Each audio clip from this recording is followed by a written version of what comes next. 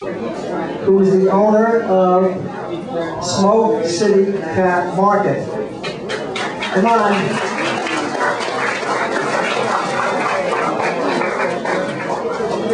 Wow. Okay. How about that brisket tonight? Let me tell you, that's better than Brent's Deli. Anyway, I'd like to introduce to you Michael Dans. I want to thank him very much for his bringing this delicious dinner for all of us to try, and here he is. Thank you, Jules. Thank everybody for trying this out. We've been there for about 6 months now. We're on Van Nuys Boulevard, just north of Magnolia, right next to the Acura dealer, across from the Audi dealer. 5242 Van Nuys. We're authentic Texas barbecue. Everything we do is smoked. The brisket took 15 hours. The ribs take about 6 to 8 hours. The chicken takes 6 hours. So we take everything, put a little love and time into it. Everything that we have there is made there. We don't have anything that we don't do. All the desserts, everything are made fresh daily, and we make them ourselves. So please come by and check us out there. I thank you guys very much. No delivery. No delivery. No delivery. Okay, so you know what? I'd like to give you a gift on behalf of the association. This is our Soha limited edition cap. You think you can wear that instead of that one? Yeah, try it on. A little bit. And also, I'd like to give you our beautiful, beautiful plaque. Stay with me.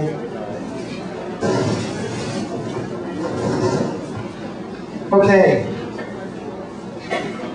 Restaurant of the Month. Smoke City Market, April 2011.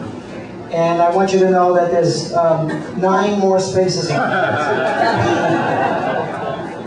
Thank you very, very much. Appreciate it. And I know the owners are. You know what? Michael wants all of you to know that there's a lot of food that he's leaving here to take home.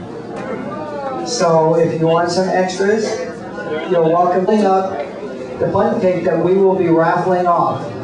But he has an announcement to make besides. So we're going to be raffling off this 8-inch decorated chocolate chip cake. Hope you guys all enjoy the chocolate. But wanted to let you know that we do have free samples in our store every day, so please stop by and visit us. If you missed the flavor, please stop by and visit us. Also, we're going to be raffling off another cake via email, and I have a list back there that you can put your email address on, and we'll be doing another raffle through email. And you can also receive our coupons, which go up about 2 times a month. Why don't we set it right here? Okay. Thanks again.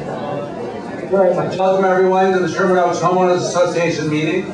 A lot of interesting stuff going to be discussed tonight.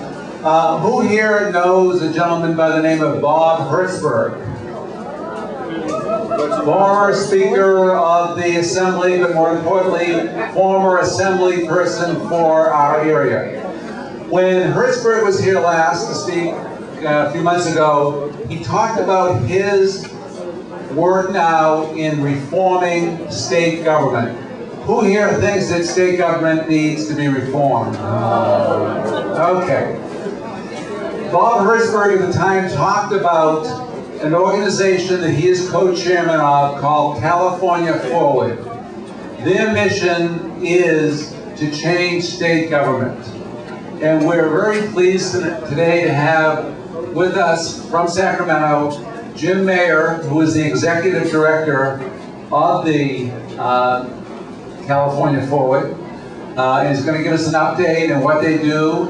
And also, it's important, I mean, the fact that Bob Hertzberg spends so much time on this, and as Assembly Speaker, he saw firsthand the problems in Sacramento.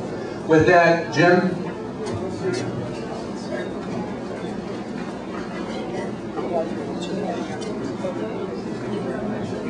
Thank you, Richard. It's great to be here tonight. It's an honor and a privilege, and I have to tell you, one of the great parts of my job is to be able to meet Californians who know that this is a great state, they've lived in a great state, and they want to leave their kids a great state. And at the bottom line here is going to be that there's a lot of people like me who've been involved professionally in trying to make government work better. And I got to a point, along with a lot of others, including our full members of our Leadership Council and Bob Hertzberg and others, where we got to the point that we knew we couldn't do it in Sacramento alone. That unless we created an organization that directly engaged Californians in a conversation about what was wrong with how we were making decisions and how we needed to make better decisions, we weren't going to make any progress. And so you're a vital audience for this. And what keeps us going against what seems like insurmountable odds are the Sherman Oaks homeowners associations of the world, right? And I have to tell you that there are organizations like yours throughout the state. They go by different names. They go by civic alliances. In some places, they're the Business Council. In some places, they're the Chamber of Commerce or the United Way. But it's the civic leadership, it's the people who turn out on a Wednesday night to find out what's going on in their community, who seek and find ways where they can make a contribution. Right? They're the people that are taking care of the Boy Scouts and the Girl Scouts and making sure that the next generation is going to be taken care of. So it's really an important audience for me to share a few thoughts with you. We do have a lot of literature that's in the back that describes who we are and what we do in some of our projects. So if I talk a little fast, I apologize for that, and know that you can pick up the literature that's over there. You can go to our website, cafwd.org, and there's lots and lots of really interesting information there, not just generated by us, but others around how do we govern ourselves differently. Now let me talk to you just a little bit about that. Bob may have shared with you when he was here that California Forward started about 4 years ago when a group of us got together and said, you know, there really is a better way to do this. And it was really an eclectic group of people. It was people like me who'd been working within government agencies to improve performance, to improve results. It was people who'd been working in nonprofit centers and community groups. It was people who were formerly elected officials. It was a group of foundations. These are names that you will know because they are emblematic of the success that California can be. The Hewlett Foundation, the Packard Foundation, the James Irvine Foundation, the California Endowment, the Walter Haas Jr. Fund. These were all the kinds of Californians that said, we can do this better than what we are. And we knew what we needed to do was not to focus on specific policy issues, like how should we manage our schools, but to try to change how decisions were made, both in Sacramento and in local governments. And we needed to make some political reforms, and we needed to make some fiscal reforms that over time would not make government bigger or smaller, or farther to the right or farther to the left, but more responsive to the people and delivering better results. So when you look at the list of people that are on our Leadership Council, and our two co-chairs both come from Southern California, Bob Hertzberg being one, the other one you may see on television or you may write him a check occasionally. His name's Thomas McKernan. He's the CEO of the AAA Club of Southern California, right? So how more emblematic can you get besides the AAA Club? When you go to Tom's office, you have to walk past a bunch of cars. You know this is a California corporation, right? But that's emblematic of the kinds of people that otherwise, you know, can get pretty high-centered on what they disagree on. But they agree that there is a large gap between what we could be doing in terms of economic development and job creation, what we could be doing in terms of education results, what we could be doing in terms of poverty reduction and health care and care for vulnerable populations, and what we are doing. And then if we systematically make some changes, we will go about, we make some improvements. So we're pretty pragmatic at California Forward. We're ambitious, we set some really high goals, but we've said, what can we do in the political process that will encourage responsiveness? We did work on Proposition 11, the Citizens Redistricting Initiative that passed in November of 2008. We've been working very, very actively with the state agencies responsible for that to make sure that that's an open process, that the commission is really qualified, that it's really diverse, that it has the political makeup it needs to have. And I'm happy to say that that is now underway, and there's some public hearings occurring around the state on what those districts should look like. We worked hard on the top two primary because we believe that that too will ease some of the partisanship that has prevented some good decision making and blocked decision making in the Capitol. There's some work that we've begun on the budget process, where we looked at how other states and how local governments make good budgets that build public confidence, that drive people towards better results, that don't come out really late, and as soon as they come out late, people say they're not balanced. You know, and this is not a partisan thing, but we went through an entire business cycle in California for the last 10 years, and there wasn't one year where we kept our spending within line with our revenue, right? And despite all of that, we're struggling with dropout rates that are actually increasing, right? And so again, this is to us a bipartisan and a nonpartisan thing. How do we use the available resources to get better results? And I can assure you that there are better ways to do this. We did our homework. We talked to the experts around the country. We talked to experts in local government. We did a whole lot of public outreach and polling, and we developed a comprehensive budget proposal for how California could develop a state-of-the-art budget process. Some of that has gone into effect. More of it we're still fighting for. We're not just about coming up with good ideas. We're about advocating, building coalitions to support it. We've got 2 bills now, right now, that are moving through the Senate that would create a results-based budget, multi-year budgeting for the state, and systematic oversight of every single program to make sure that if we're spending a dollar, we're getting a dollar's worth of value. And again, this is bipartisan. We've got this, both of those bills have Democratic and Republican members. We're pushing that through.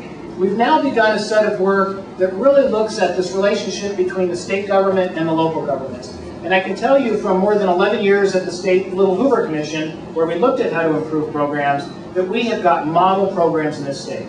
Model programs for reducing youth crime and violence, for reducing youth dropouts. We've got model programs for improving school readiness. We've got model programs for dealing with offenders coming out of prisoners coming out of prison to come back safely to our communities. But very few of those model programs are the way that we actually operate our government. And so what we're trying to do is look back with our partners in local government and says, how do we restructure the relationship between the state and local governments? And most importantly, how do we encourage local governments to work together to actually share resources and drive results in those areas that really matter to our communities? How do we move more of that priority setting, decision making down to community government?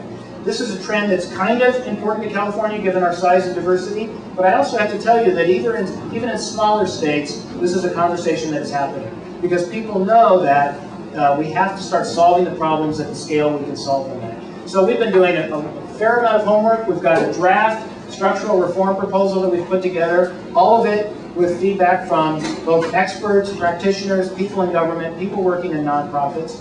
Over the next few months, we're going to continue to do as much outreach as we can, get as many ideas for how we can actually make this work, and start to see if we can't push some proposals, both through the legislature or potentially through the ballot initiative. And through all of this, we're trying to model the behavior that we want and expect of our government. We want it to be fact-based, transparent, open to the public. So every proposal that we move forward, it's on our website. It's on our website in draft form, and you can take a look at it, and you can go on the website and comment on it. Tell us what you think. Okay, if people want to get more information, the website's the best way? The website is the best way, and you can also grab the flyers that are over there right now that have the... And those of us who worked with Bob Hertzberg over the years knows that, yes, he's a policy wonk, but more importantly, he's goal-oriented. So if these people want to help get something done, how do they find out more? The most important thing to do is when you go to our website, you can sign up to get on the email list. And I'll promise you, we are very judicious about how we use that, but we're making progress. We're moving from ideas to proposals to pushing for things to get on a ballot or through the legislature. So we need to there's going to be different things for you to do all through this process, whether it's telling a friend, signing a signature, or those kinds of signature on a petition. And we can only do that if we can be in communication with you. So if you get on the email list, occasionally you're going to get an email with an update, but you're also going to get an email that says, if you like what's going on, here's what you can do right now. Thank you very much. Thank you very much.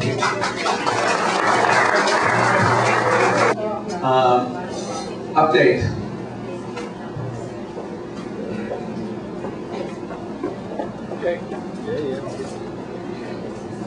Hello, I have 2 updates on Deer Vale Park. You might have seen the write-up in the LA Times. We're very proud about that. And a very nice article about how the neighborhood is trying to protect the open space Deer Vale Park. And as a result of this article, the city has put up a sign on top of Deervale Place, indicating that this is an official entrance to the park. It's a wonderful trail going down to Valley Vista. We are now looking at the entrance from Valley Vista because there are some signs that indicate that you are not supposed to go there, but we're working on that. So hold tight and just enjoy the Deervale Park in our own neighborhood. The other issue I have is Save Franklin Canyon. I don't know if you know it's Franklin Canyon. It's up Coldwater Canyon across from Tree People. It's a beautiful, beautiful natural area, a huge canyon, and a developer who owns 90 acres on top of the so-called Hastane Trail would like to build 10 mansions on top of Hastane Trail. And this very active, wonderful group, Save Franklin Canyon, is trying to prevent that, is trying to save our beautiful ridge line for our own benefit. You know, people have hiked there since the 60s. And if any of you know someone or have hiked there yourself, we need to find people who've hiked there since the 60s. Hastane Trail and Franklin Canyon. There's a flyer on the side table. And yeah, donations, but you know, that is always something we need. Also, Tuesday is Earth Day, no, Friday. Friday is Earth Day. And I would like to encourage everybody to do a little extra. You know, you all have children, grandchildren, nieces, nephews. Think about the future. Think what else you could do to conserve resources, reduce pollution, you know, be a little kinder to Mother Earth. Thank you so much. Thank you. Okay, let's see, Tamar. Okay. Patricia Davenport. Never. She got a microphone. Hello, Pat Davenport for Council Member Paul Krakarian. And quite a day today, obviously, a lot of things going on. I think I just was picking... You mean the Dodgers? Yes, that's exactly what I mean. Who do we think should be in charge of the Dodgers for Major League Baseball? Matt Epstein. Anyway, but no, the mayor released his budget today, and so everybody, I think, is burning the midnight oil tonight, particularly the Finance Committee, taking this apart, looking at it line by line, and seeing what they can do. There is some positive, I suppose, with it, but again, it's going to be another tough year. So pay attention, and like this, you know, we need your input on what you see and what we see. And other than that, we are still working toward that senior center opening up. Actually, it's called an adult center, because I hear that the baby boomers don't want to be called seniors. So we're going to be, God willing, within about a month, we will have the new Van Nuys Sherman Oaks Adult Center on Van Nuys Boulevard with myriad services, and we'll keep you posted. And I know Jules will be over there volunteering. So that's enough, I think, unless... I'd like to make a comment. Oh, okay. Okay. We don't hold it. Maybe later. Okay. Any other deputies that are here from other offices, please come up here and introduce yourself. Come on up here. Good evening, everyone. Wesley Hernandez, Office of Councilmember Paul Koretz, Field Deputy for Sherman Oaks. Just some district issues. I just want to let everyone know who hasn't been up there yet. The traffic signal at Woodcliff and Mulholland is now operational. We flipped the switch last night, or yesterday afternoon, actually. And also some legislation that was passed out of one budget committee and jobs committee, the Administrative Code Enforcement Ordinance. And that's basically would allow police officers, code enforcement officials to address low-grade quality of life violations in real-time enforcement. Basically, they'd be able to cite on-site as soon as they see a violation of, let's say, a loud party or unpermitted building. And that just passed out of budget committee last week, and we're looking to schedule it for city council so the whole city council can hear it sometime soon. As well as our unpermitted filming ordinance that passed out of Jobs Committee. It now needs to be scheduled for council. It aims to stop illegal unpermitted filming and would make the property owner liable for actually leasing out their property or renting out their property to production companies who film without getting permits through the city. As for our unhitched trailer advertisement ordinance, our chief of staff, Richard Llewellyn, will be meeting with the city attorney's office to see if we can actually reopen that ordinance and amend it to include actually advertisements that are hitched to bicycles or hitched to trucks or automobiles that we've seen throughout the district, and that's about it. Thank you very much. Member Bell. Thank you.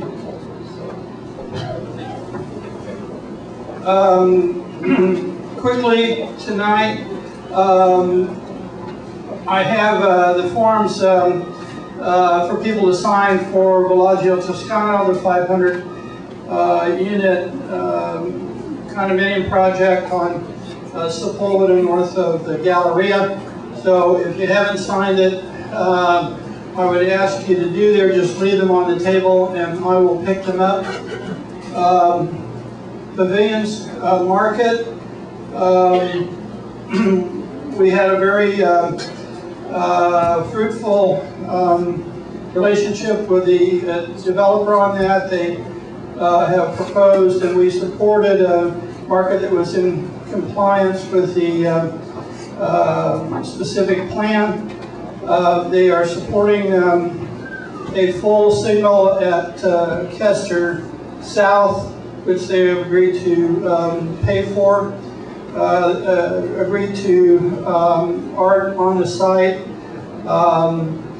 no exception to their hours or delivery hours, directed lighting in the parking lot, outdoor seating on Ventura. Anyway, it looks like a very nice store. Then I'd like to invite Ellen Vukovic up to talk about Baroni's because she is much more familiar with it than I am, having worked on it for a number of years. Ellen? Thanks, Marshall. Maybe people don't remember where Baroni's is. Baroni's is our new urban forest over at Hazeltine and Ventura Boulevard. Baroni's was a project approved in 2006, 89 condominium units facing Moore Park, and then 16,000 square feet of ground floor retail, kind of the back end, if you will, of the condo complex facing Ventura Boulevard. So it was approved by the City Planning Commission in 2006, and Soha was successful through negotiations with then Councilmember Weiss's office to have neighborhood protections, including a mitigation fund created. Also included was a separate side agreement between Soha and the developer to ensure that everything that needs to be done on the project, I'll spare you the details, were taken care of. Moving to current day, we got word several months ago that development was proceeding on the site. We have seen evidences of it. DWP's been out there, which is usually an indication. So we wrote on March 10th to our esteemed council member Paul Koretz's office, and it is now April 20th, and I really cannot tell you what's going on with that project because the council office has yet to respond in a courteous manner and provide the requested information.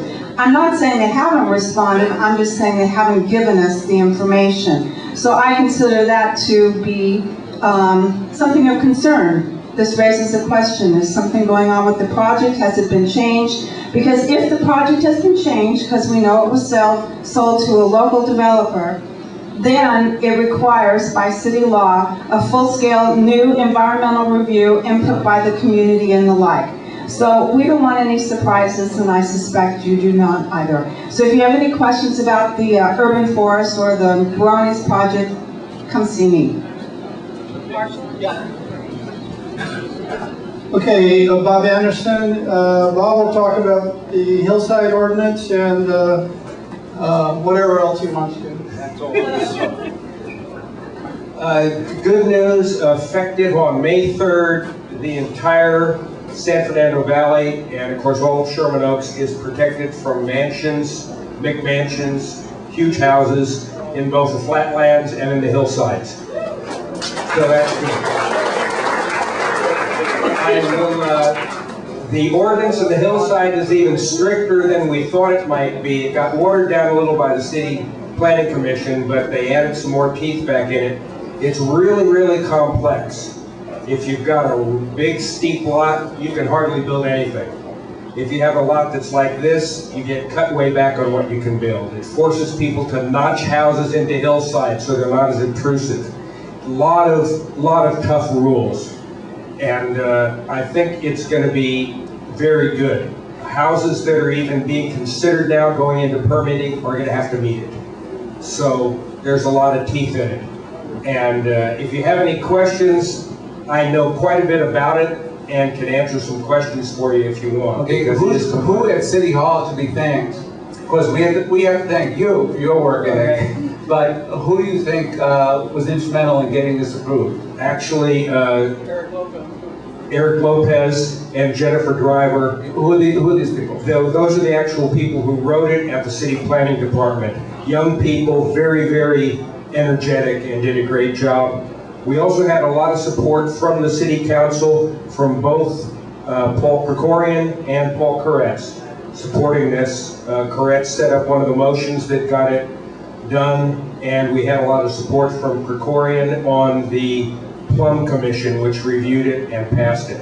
What about the city attorney? Were they helpful? City attorney was also helpful. Ken Song, who is the city attorney, went through and didn't mess the ordinance up. Said it was all legal, got it through. So Carmen Trutanich's office did a lot. There was a lot of things, and it passed 13 or 12 with no dissensions through the city council.